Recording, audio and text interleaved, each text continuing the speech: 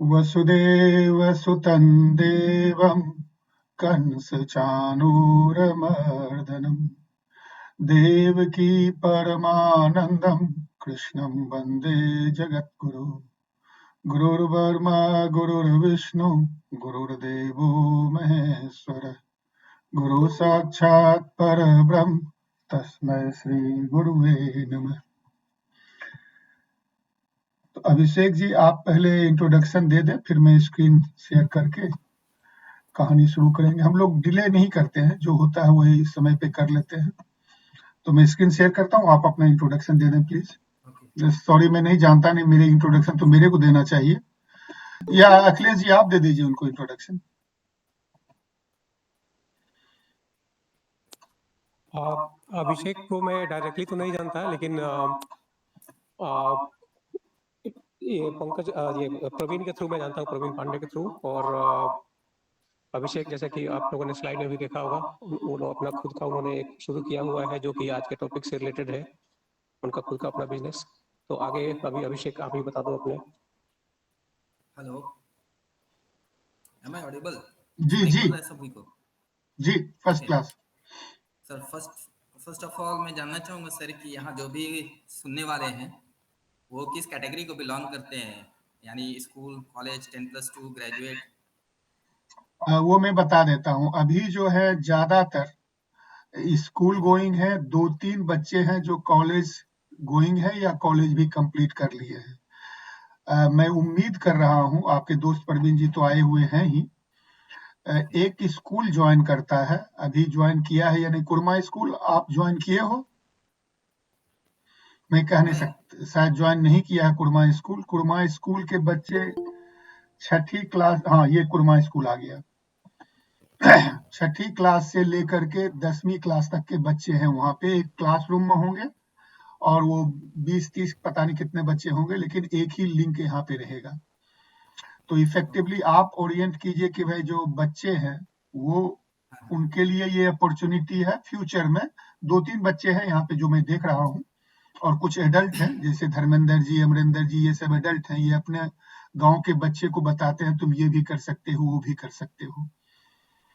तो इसमें कोई रेस्ट्रिक्शन नहीं है, लेकिन ये सब आते हैं। सुरेंद्र तिवारी जी हमारे यहाँ पे हमारे गाइड है, हमारे मार्गदर्शक है, और ये भी हमसे भी उम्र में बड़े हैं, और ये हमारे साथ न्यू जर्सी में है। तो पता नहीं मैं आपके प्रश्न का जवाब दिया या कंफ्यूज कर दिया, लेकिन जो बहुत अच्छा सर, और अच्छा लगा कि इस स्केल से आप काम कर रहे हैं, बहुत अर्ली लेवल से आप इसको स्टार्ट कर रहे हैं। अभी जैसे हम लोग स्टार्टअप इंडिया में इवन कि हमारे गवर्नमेंट भी सपोर्ट करती है। पहले हमारे पास ऑप्शंस होता था गवर्नमेंट जॉब, फिर लोग प्राइवेट में जाते थे, बट आज के डेट के जनरेशन जो है बिजनेस की ओर ज़्यादा जाते हैं, दे गो फॉर स्टार्टअप। तो आज हम लोग इस पे बात करेंगे। जैसा हम लोगों का आज का सेशन है अपॉर्चुनिटीज इन डायग्नोस्टिक सेक्टर, यानी बिजनेस भी बहुत तरह के हैं। ओके, तो इसमें से एक सेक्टर हमारा डायग्नोस्टिक है। डायग्नोस्टिक एक हेल्थ केयर का सेक्टर है। एक चीज मैं कहना चाहूंगा, अगर आप लोग इंटरेक्टिव हो जाएंगे तो मुझे लगेगा कि ठीक है, सेशन अच्छा है, सुनने से ज्यादा आप इंटरेक्ट भी कर सकते हैं। अभिषेक जी आप शुरू करें, उससे पहले प्रवीण जी भी आए हुए हैं। अगर प्रवीण जी के बारे में 2 इंट्रोडक्शन दे दें अखिलेश जी तो ज्यादा अच्छा रहेगा। हाँ,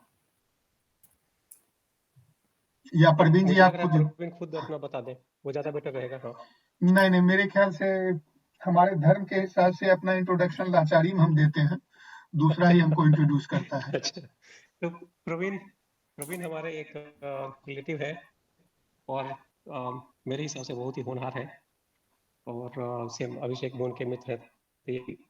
ऑलमोस्ट मैं दोनों में डिफरेंशिएट नहीं कर सकता। तो प्रवीण का है कि अपना एजुकेशन के बाद उन्होंने ना ये जो लाल पैथ लैब जो है उसमें काम शुरू किया था, क्योंकि वो सिप्ला में है, जो अपना सप्लाई चेन देख रहे हैं उसका। प्रवीण अगर कुछ और ऐड करना हो तो आप ऐड कर लो।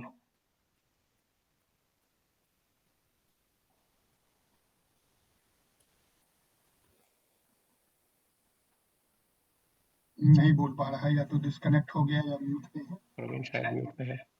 कोई बात नहीं। तो अभी एक हाथ उठा हुआ है ऊपर, तो तो आप पूछ लो प्रश्न पहले, आंचल। मुझे लग रहा है शुरू कर सकते हैं अभी। आंचल हाथ ऊपर की हुई। आंचल क्या ओके, प्रश्न है? ठीक है, आंचल क्या स्टार्ट कर प्रश्न ले है? सर। हेलो। हाँ अभिषेक जी, आंचल कुछ पूछना चाह रही है। हाँ आंचल, प्लीज पूछिए। Hello Anchal. No, sir, I have no question by mistake hand raised. Okay okay, Abhishek ji all yours. Okay fine sir. तो today we will be talking on diagnostic sector, ठीक ना। डायग्नोस्टिक आप लोगों में से कितने लोगों ने सुना है पहले? सुनने से ज्यादा अगर हम लोग इंटरेक्ट करेंगे तो आई फील कि आप लोग ज्यादा बेटर समझ पाएंगे चीजों को, क्योंकि सुनने से क्या होता है ना, एक कान से सुनते हैं दूसरे से निकल जाएगा फिर। तो you can also raise your hands इसमें कि अगर आप लोगों ने सुना है और नहीं सुना है। तो diagnostic means to diagnose. Diagnose अगर हम बेसिक टर्म्स में बात करते हैं तो वो होता है टेस्ट करना, किसी भी चीज को फाइंड आउट करना। सपोज आपको कोई इलनेस है, तो हम कैसे जानेंगे कि वो इलनेस किस वजह से हो रही है, that is the root cause. उस इलनेस का रूट कॉज क्या है। तो पहले डायग्नोस्टिक कम होता था, पहले डॉक्टर्स डायरेक्टली मेडिसिन लिखते थे। बट अब क्या है ना कि the complexity of the disease increase करता जा रहा है, नई नई बीमारियां आ रही हैं। तो कॉम्प्लेक्सिटी को देखते हुए डायग्नोस्टिक इंडस्ट्री बूम कर रहा है काफी ज्यादा हेल्थ केयर में। जब हम डायग्नोस्टिक इंडस्ट्री की बात करते हैं तो आज के डेट में अगर आप देखेंगे कोई भी डॉक्टर जनरली बिना टेस्ट कराए कोई भी मेडिसिन रेकमेंड नहीं करते हैं। तो ये बेसिक हो गया, इसमें बहुत सारे अपॉर्चुनिटीज हैं। सर आप नेक्स्ट स्लाइड कर देंगे। हेलो। डायग्नोस्टिक सेक्टर में अगर हम जाते हैं तो आज के डेट में आप देखेंगे ऑलमोस्ट 80,000 करोड़ का बिजनेस है, ओके, इंडियन मार्केट का, जो कि प्रोजेक्टेड है नेक्स्ट ईयर तक में ये डबल हो जाएगा। That is almost 160,000 crore. तो it is a quite a big market for you all to tap in the future. Indian market में अगर आप देखेंगे तो ऑलमोस्ट 1 लाख लैब्स आज के डेट में ऑपरेट कर रहे हैं। लैब्स भी 3 तरह के होते हैं। तो फर्स्ट इज कि आप अगर अपना इंडिपेंडेंट लैब चला रहे हैं। सेकेंड, अगर आप किसी हॉस्पिटल से टाई अप कर रहे हैं और उस हॉस्पिटल के अंदर आप अपना लैब डाल रहे हैं। थर्ड कैटेगरी होती है कि आप चेन सिस्टम में जा रहे हैं, जैसे डॉक्टर लाल पैथ है, थायरो केयर है, एसआरएल है, आजकल बहुत सारे खुल गए नए नए, ल्यूकिन है। आप उनसे टाई अप करके उनका कलेक्शन सेंटर खोल रहे हैं। तो these are the 3 basic types. अब जब हम डायग्नोस्टिक की बात करते हैं तो उसको हम 2 ब्रॉड कैटेगरी में डिवाइड करते हैं, okay. First is pathology, second is radiology. जब हम पैथोलॉजी की बात करते हैं तो it is capturing almost 57% of the Indian market. Majority जो कवरेज होती है हमारी पैथोलॉजी टेस्ट से होती है। And the second the 43% is covered by radiology. Pathology वो टेस्ट होता है जिसमें हम आपके अंदर से ब्लड निकालते हैं, सैंपल लेते हैं, देन उसको इंस्ट्रूमेंट पे चलाते हैं, सर्टेन रिएजेंट्स मिक्स करते हैं एंड फिर टेस्ट करके रिजल्ट देते हैं। और रेडियोलॉजी क्या होता है, उसमें हम आपके शरीर से कुछ भी नहीं निकालते हैं, वो एक रेडिएशन जाती है और रेडिएशन से आपका एक इमेज बनता है। उस इमेज को मशीन के थ्रू हम रीड करते हैं एंड देन उसका रिजल्ट प्रेडिक्ट करते हैं कि ये कॉज ऑफ द इलनेस है। तो रेडियोलॉजी में क्या है ना कि वो थोड़ा ब्रॉड लेवल का होता है, उसमें एक्सपेंस काफी ज्यादा होते हैं, लॉस काफी ज्यादा होता है। तो पैथोलॉजी एक आसान तरीका है आपका बिजनेस स्टार्टअप करने के लिए। And the best part is कि आज के डेट में आपको लैब्स हर गली गली में खुलने लगे हैं।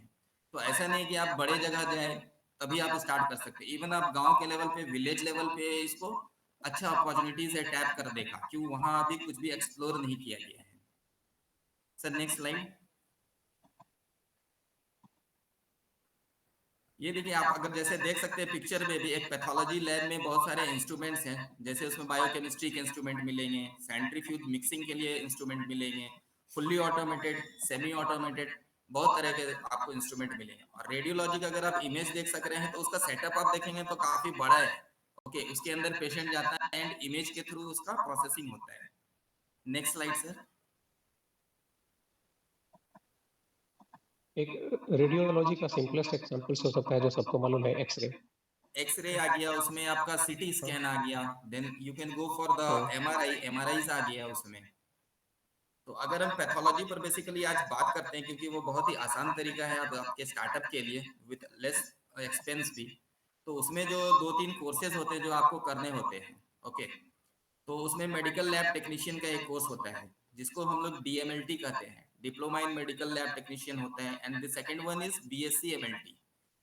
डीएमएलटी आपका 2 इयर्स कोर्स है एंड बीएससी एमएलटी आपका बेसिकली 3 इयर्स का कोर्स है। ये एक तरह से मैंडेटरी होता है, लेकिन सपोज कि आपके पास वो भी क्वालिफिकेशन नहीं है, फिर भी आपको घबराने की जरूरत नहीं है उसके लिए। यू कैन हायर समवन जो कि डीएमएलटी हो। बहुत बार होता है ना कि हमने ये तो कोर्स किया ही नहीं है, हमने गवर्नमेंट जॉब भी नहीं लिया, हम कुछ कर सकते हैं कि नहीं लाइफ में, still you have an opportunity, आप उसको हायर कर सकते हैं। आप जब भी देखेंगे बिल गेट्स देखेंगे, कोई भी बड़े लोग देखेंगे, उन्होंने हायर किया बड़े लोगों को, उन्होंने खुद नहीं पढ़ाई किया उतना, लेकिन उन्होंने हायर भी किया। तो that is the best part. लेकिन ये क्राइटेरिया आपको फुलफिल करना होगा, और फिर आप गवर्नमेंट जॉब्स में भी इससे अप्लाई कर सकते हैं। बीएससी एमएलटी के लिए हर हॉस्पिटल से, गवर्नमेंट हॉस्पिटल से, प्राथमिक चिकित्सा केंद्र से, आजकल प्राथमिक चिकित्सा केंद्र गांव-गांव के लेवल पे है, सदर हॉस्पिटल में उसकी बहाली भी होती है, आप उसमें भी अप्लाई कर सकते हैं। प्राइवेट हॉस्पिटल्स में डिमांड्स होते हैं, आप वहां जा सकते हैं। And also you can setup your own business, अपना लैब सेटअप कर सकते हैं, और ये लड़का लड़की कोई भी कर सकता है। So it is not a very gender specific. आज के डेट में लड़कियां भी काफी लैब्स रन कर रही हैं, इवन इन आप स्मॉल लेवल्स पे भी जाएंगे, गांव में, विलेज में, वहां भी। Sir next slide.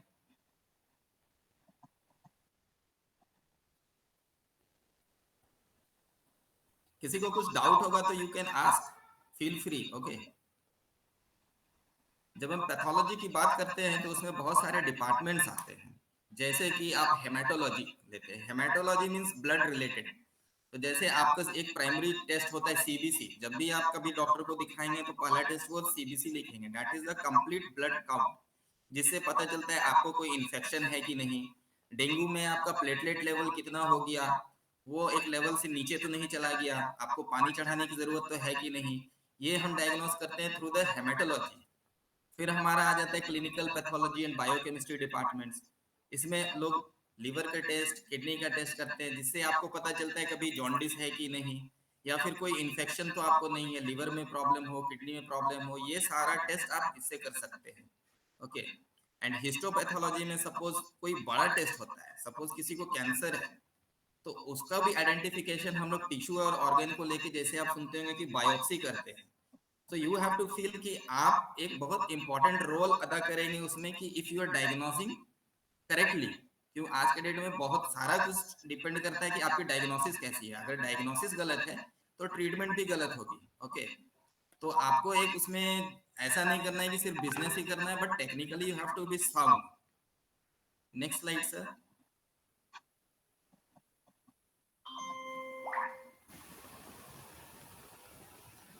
अब आते हैं जब हम लाइसेंस की बात करते हैं कि सपोज हम उसको सेटअप कैसे करेंगे किसी भी लैब को। तो बेसिकली लैब सेटअप करने के लिए आपको एक क्लिनिकल एस्टैब्लिशमेंट रजिस्ट्रेशन लेना पड़ता है। हेल्थ डिपार्टमेंट से कुछ लाइसेंसेस होते हैं, जैसे मेडिकल एस्टैब्लिशमेंट लाइसेंस होता है। फिर आप जो भी उससे कचरा निकालते हैं, सपोज आप इंजेक्शन लगाते हैं, तो आप इधर वो उसको नहीं फेंक सकते जैसे आप घर का कचरा फेंकते हैं। You have to take the licence of the biomedical waste. उसके लिए अलग से आती है, ड्राई वेस्ट अलग होता है, इंजेक्शन के लिए ब्लू कलर का डब्बा आप देखते हैं हॉस्पिटल में, रेड डब्बा होता है, येलो होता है, कलर कोडिंग होता है कि आपको ये स्पेसिफिक वेस्ट इस डब्बे में ही गिराना है, पैकिंग करना है। तो उसके लिए भी आपको उसका लाइसेंस लेना होता है। फिर आपको फायर सेफ्टी के लिए लाइसेंस लेना रहता है कि इनकेस अगर आप बड़े हॉस्पिटल में सेटअप कर रहे हैं, इंडिपेंडेंट में तो बहुत ज्यादा नहीं है, बट अगर आप बड़े लेवल पे कर रहे हैं काम, तो फायर सेफ्टी बहुत इंपॉर्टेंट है। इसके अलावा नॉन एसेंशियल लाइसेंसेस भी है, जैसे अगर आप छोटे से स्टार्ट किए और बड़े लेवल पे जा रहे हैं, तो आपको ऑथेंटिसिटी चाहिए कि लोग आप पे भरोसा कर रहे हैं, तो क्यों कर रहे हैं। तो उसके लिए आपको गवर्नमेंट की बॉडी NABL वो एक्रीडिटेशन देती है, उससे आप सर्टिफिकेट ले सकते हैं कि this is a very authentic lab. इसका जो भी रेगुलेशन होता है गवर्नमेंट से गाइडेड है, और गवर्नमेंट भी इसको चेक करती है कि वो रेगुलर बेसिस पे आपके इंस्ट्रूमेंट को सही रन कर रहा है या नहीं। इसके अलावा मैंडेटरी तो नहीं है, बट आप उसको GST भी रजिस्ट्रेशन कर सकते हैं। आजकल गुड्स एंड सर्विस टैक्स चल रहा है, तो that is a very good thing, GST भी आप ले सकते हैं। रेडिएशन, अगर आप रेडियोलॉजी में जा रहे हैं तो फिर आपको रेडिएशन सेफ्टी की भी लाइसेंस लेनी होगी। Okay sir, next line. अब आते हैं कि पैथोलॉजी लैब आप सेटअप कितने से कर सकते हैं। स्टार्टिंग से ही आप बड़े लेवल पे जाइए, जरूरी नहीं है, आप स्टार्टअप कर सकते हैं छोटे लेवल से। The first thing is learning phase, यानी आपको सीखना है। आप जैसे जैसे सीखते जाएंगे आप अलग आगे बढ़ते जाएंगे। यानी बहुत लोग होते हैं कि स्टार्टिंग में ही बहुत हाई फाई कर लिए, या मुझे इतना ही अर्निंग करना है, ऐसा जरूरी नहीं है। First you start, first you learn, आप नई नई चीज रोज सीखेंगे, जब तक आप करेंगे नहीं आप सीखेंगे नहीं। ओके, तो जो स्मॉल पैथोलॉजी लैब है उसके लिए बेसिकली आपको एक एमडी पैथोलॉजी चाहिए। बायोकेमिस्ट्री वाले भी आजकल साइन कर सकते हैं, 4-5 कैटेगरी ऑफ डॉक्टर्स होते हैं, जैसे बायोकेमिस्ट्री किए हुए हैं कोई है, कोई एमडी पैथोलॉजिस्ट है, तो उनका सिग्नेचर जरूरी होता है। ये सिग्नेचर के लिए या तो आप उन्हें हायर करें या फिर आप उनके सिग्नेचर्स ले सकते हैं। यानी कि you are not hiring them but उनका सिग्नेचर आपको चाहिए, तो उस सिग्नेचर के लिए आप उनसे बात कर सकते हैं कि सर हम अपने पैड पे अपने रिपोर्ट पे आप सिग्नेचर लगाएंगे and you have to pay them something, जो भी वो होता है, ठीक ना। तो इसको सेटअप करने के लिए 5 से 10 लाख की इन्वेस्टमेंट होती है ऑन एन एवरेज, बट अगर आप चाहे तो इससे कम में भी स्टार्ट कर सकते हैं।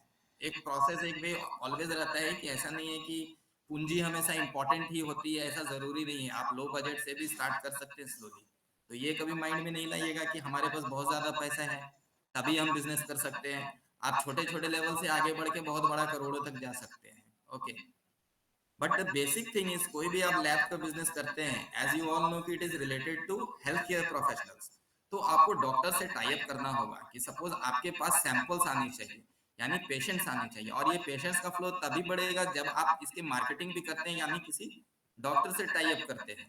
ओके, डॉक्टर से टाई अप करेंगे, वो आपको डेली सैंपल्स देंगे, उस सैंपल का टेस्ट करेंगे तो आपको सपोज 10,000 का टेस्ट कर रहे हैं, 10 सैंपल कर रहे हैं तो आपके पास डेली 1 लाख का सैंपल्स आ रहे हैं। आप 20% मार्जिन कर रहे हैं तो आपको डेली का 25-30 हजार आ रहा है। इस तरह से you can grow, there is a very good business opportunity.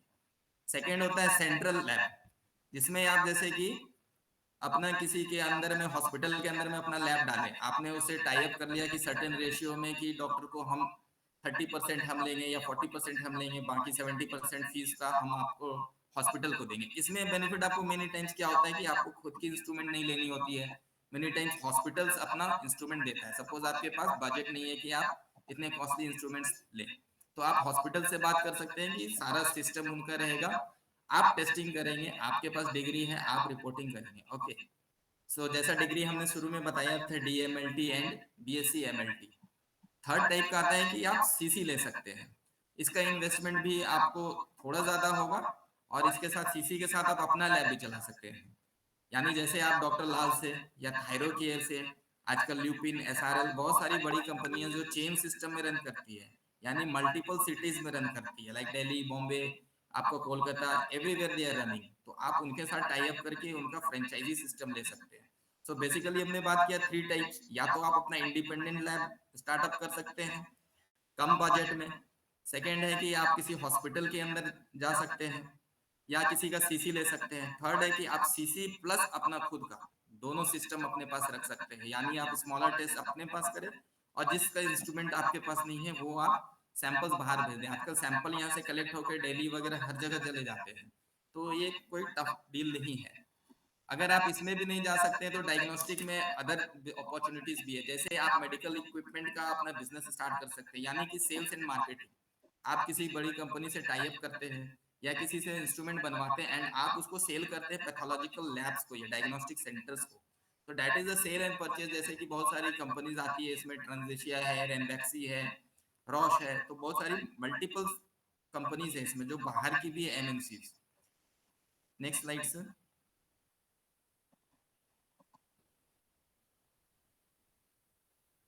यहाँ तक हमने बेसिकली आपको सारा कुछ ऑलमोस्ट मुझे बता दिया मैंने, लेकिन आपके मन में अगर कोई भी क्वेरी है या आपके मन में चार टॉपिक्स आपने पहले बताया, जिसमें पहले ब्लड का टेस्ट होता है और दूसरा किडनी, ऐसे तो उस एक डायग्नोस्टिक लैब में सारे वो सब करते हैं, या सिर्फ कोई होता है कि जो सिर्फ ब्लड और 2 चीजों का या 3 चीजों का, ऐसा? तो देखिए, पहले है कि आपने सवाल पूछा कि कितने लोगों को हायर कर सकते हैं, तो अभी तक तो बेसिक रिक्वायरमेंट है एक, एटलीस्ट एक आपके पास होना चाहिए, ठीक है। और आपका बिजनेस अगर बढ़ रहा है, आप काम संभाल नहीं पा रहे हैं तो आप बढ़ा रहे हैं, और time to time government regulations बदलते रहती है, तो आपको उस टाइम में जब आप स्टार्टअप कर रहे हैं तो आपको एक बार अपडेट होना पड़ेगा कि अभी गवर्नमेंट की पॉलिसी क्या है। अभी तक है कि एक DMLT होना जरूरी है टेक्नीशियन, एक डॉक्टर का साइन होना जरूरी है।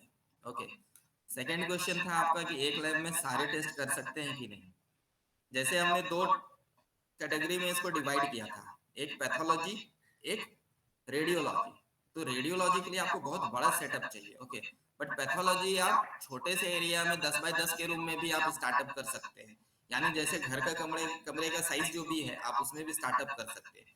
बायोकेमिस्ट्री की मशीन आती है, हेमेटोलॉजी की मशीन आती है, आप जितना भी टेस्ट होता है, जितने भी तरह का टेस्ट ऑलमोस्ट सारा कर सकते हैं। हार्मोन्स की टेस्ट होती है, जैसे आप थायराइड वगैरह करना चाहें तो वो कर सकते हैं। 3 मशीन्स बेसिकली होते हैं, उससे आप शरीर का सारा कुछ टेस्ट कर सकते हैं। और जो टेस्ट सपोज आप नहीं कर पा रहे हैं, उसका सैंपल आप दूसरे को भेज के करवा सकते हैं। और कोई क्वेश्चन है इसमें तो आप पूछिए। सर पैथोलैब के लिए जो मशीन्स लगते हैं स्टार्टिंग में मिनिममली उसका क्या कॉस्ट बैठेगा? देखिए कैथोल ये कॉस्ट जो भी है आपका डिपेंड करता है कि आप किस कंपनी की किस क्वालिटी की ले रहे हैं। ठीक, बेसिकली आप एवरेज कॉस्ट अगर मैं बताऊं तो आपको एक सेमी ऑटोमेटिक बायोकेमिस्ट्री सबसे बेसिक इंस्ट्रूमेंट है, जिसकी कॉस्ट आपको 1 लाख रुपए से स्टार्ट हो जाती है। आज के डेट में 80,000 में भी आती है ये, और 2 लाख की भी आती है। सेमी ऑटोमेटिक ऑटोमेटिक तो आपके पास वर्कलोड बढ़ेगा तभी आपको जाना है। ठीक, एक आप सीबीसी मशीन हेमेटोलॉजी की बात करेंगे तो एवरेज कॉस्ट आपको आज के डेट में 2.5 लाख रुपए के आसपास की आती है। ओके, यानी इसमें आपको 25-30 हजार आगे पीछे होता है। 3 लाख की भी आती है, 350 की भी, बट ऑन एन एवरेज आपको 2.5 से 2.25 के बीच में आपको आ जाती है। ओके, आप हार्मोनल का चाहिए तो उसमें भी अगर आप छोटे मशीन से चाहिए करना तो 60,000 से भी स्टार्ट हो जाता है। 60,000 रुपीज से भी वो स्टार्ट हो जाती है इंस्ट्रूमेंट। बट आपके जो इसमें मार्जिन मनीज होते हैं वो काफी ज्यादा होते हैं। ठीक ना, तो यू कैन अर्न बेसिकली आप 1 लाख रुपए महीने का आराम से कमा सकते हैं, आप कहीं भी इसका लैब का सेटअप करें तो।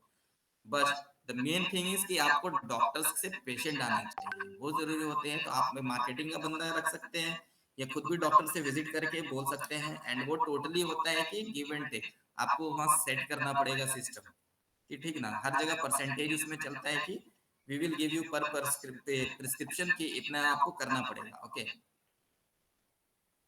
और कोई डाउट है तो बताइए। पढ़ाई के दृष्टिकोण से जो बच्चे अभी 9वीं 10वीं क्लास में हैं, उनको किस रास्ते पे जाना चाहिए इस लाइन में जाने के लिए? बायोलॉजी लेना पड़ेगा 11th-12th में या क्या करना पड़ेगा अगर वो कोर्स करना चाहते हैं 2 साल 3 साल वाला? ये आजकल तो +2 के बाद भी हो जाते हैं। ठीक ना, डीएमएलटी बायोलॉजी साइंस बेसिकली तो साइंस प्रेफर किया जाता है। लेकिन जैसा मैंने कहा कि आज के डेट में अपॉर्चुनिटीज इतने हैं तो रास्ते हर जगह हैं। जैसे मैंने कहा कि आप अगर डीएमएलटी ना भी किए हो आप उसको हायर कर सकते हैं। एक होता है कि राजा बनना, एक होता है राजा बनाना। ठीक ना, दोनों तरह से राजा तो आता है। तो आप वो कर सकते हैं कि अगर आपने सपोज इन केस कि आपने वो नहीं लिया है एंड लेटर ऑन आपको लगे कि नहीं मुझे ये बिजनेस स्टार्टअप करना है, तो उसके भी तरीके होते हैं कि आप राइट पर्सन को हायर कर लीजिए, वो आपको सैलरी बेस्ड पे काम करेंगे। ओके, और डीएमएलटी कोर्स वगैरह बीएससी एमएलटी आपको आजकल हर जगह आपको होने लग गया है, तो उसमें बहुत ज़्यादा खर्च भी नहीं आता है, बहुत मिनिमल कॉस्ट में कोर्स हो जाता है और आपको रिटर्निंग्स बहुत जल्दी आ जाता है। सेकंड, आपको ये समझना होगा कि आप पे बहुत ज़्यादा जिम्मेवारी का काम है। ठीक, यानी आपका जो टेस्ट करने का जो रिजल्ट आएगा उस पे ही उस पेशेंट का ट्रीटमेंट चलेगा। तो ये बहुत इंपॉर्टेंट फैक्टर है कि जो भी आप करेंगे उसको मन से करना है। लेकिन डीएमएलटी कोर्स करने के लिए कोई ज़रूरी नहीं कि 10th 11th 12th में बायोलॉजी लिया हो। वो कोई भी सब्जेक्ट लिया हो वो कोर्स कर सकता है। हाँ, ऐसे तो पहले बायोलॉजी ज़्यादा इंपॉर्टेंट रखता था, लेकिन आजकल जैसे नॉर्म्स बहुत ज़्यादा बदल रहे हैं तो नॉर्म्स के अकॉर्डिंगली उनको पता करना होगा उस टाइम में कि अभी क्या सिस्टम चल रहा है। ओके, ठीक है। किसी और को कोई प्रश्न है? आप सवाल पूछिए आंचल या तुम आंचल। पहले पूछो। अभिषेक, आप रुक जाइए सर अखिल जी, आंचल को पूछने दीजिए। हाँ आंचल। सर एमबीबीएस करने में पैथोलॉजी एमबीबीएस को ना करके पैथोलॉजी कर सकते हैं ओनली? यानी आप डिग्री लेना चाहती हैं उसका? नहीं, ये कहना चाह रही डॉक्टर बिना बने कर सकते हैं। हाँ, बिना डॉक्टर बने भी आप कर सकते हैं। आपको अगर अपना बिजनेस करना है, आपको लैब खोलना है, तो आप बिना डॉक्टर बने भी कर सकते हैं। उसके लिए जरूरी सर नहीं। तो इसका प्रोसेस क्या हो सकता है? क्या चीज? फिर से सर पूछिए। अगर इसका प्रोसेस क्या होगा? प्रोसेस होता है, सपोज आपने इन्वेस्टमेंट करके जो भी इंस्ट्रूमेंट है लिया, आप किसी आपके इलाके में जहां से भी आपको, सपोज आप कहाँ से हैं प्लेस? एक कैरी ऑन सर। सेकंड, हाँ, अभिषेक जी, आंचल अभी स्टूडेंट है उस दृष्टिकोण ओके। से। हाँ हाँ उसी तरह से। तो आपके एरिया में जो भी डॉक्टर्स होंगे, आप उनसे टाई अप करके कि सर हमारे लैब से मैं इसको लैब सेटअप कर रही हूँ, न्यू है, हमको आपका साइन का रिक्वायरमेंट है, क्योंकि साइन मैंडेटरी है, वो आपको चाहिए। तो मे भी डॉक्टर उस एवज में आपको बोलेगा नहीं मुझे 5,000 रुपये महीने फीस चाहिए इसके लिए, मुझे आप 5,000 या 10,000 मंथली दे दो, मैं आपके सारे रिपोर्ट्स पे साइन करूंगा। यानी आपने उनको एक तरह से हायर कर लिया अपने लैब के लिए कि मुझे आपका सिग्नेचर चाहिए। तो सिग्नेचर उनका ऑनलाइन स्कैन हो जाता है, जरूरी नहीं है कि वो आपके लैब डेली आएंगे, उनका साइन ऑनलाइन स्कैन हो जाता है, और जब भी आप प्रिंट आउट निकालेंगे रिपोर्ट का तो उनका साइन किया हुआ मिलेगा। Okay okay sir, thank you sir. Aanchal, आपका प्रश्न ये तो नहीं है कि आपको DMLLT करने के लिए डॉक्टर बनना जरूरी है? नहीं, डॉक्टर बनना जरूरी नहीं, जैसा अभिषेक जी बता रहे हैं। 12वीं क्लास के बाद आप वो और अगर आप कोर्स कर मेडिकल में सकते ही हैं। अगर लैब, और अगर आपको इंटरेस्ट है कि डॉक्टर ही बनने हैं तो डॉक्टर में भी और पैथोलॉजी में भी जाना है तो MD पैथोलॉजी भी होते हैं, MBBS के बाद MD करके MD इन पैथोलॉजी भी करते हैं।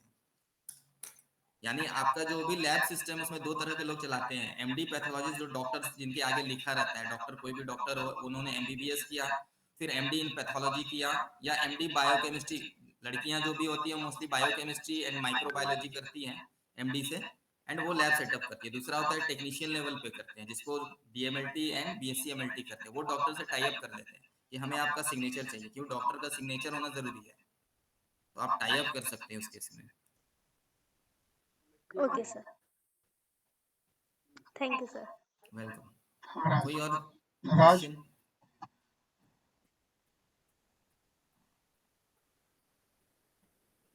राज, नो सर, वो बाय मिस्टेकली उस पे क्लिक ओके। हो गया। और किसी कोई प्रश्न है? चीज़ है एक तो कि दो डॉक्टर्स एक प्रेस्क्रिप्शन में तो करते हैं आपको कि तुम, अगर आप, हाँ हाँ पूछिए सर। हाँ हाँ बोलिए। नहीं सर पूछिए पूछिए।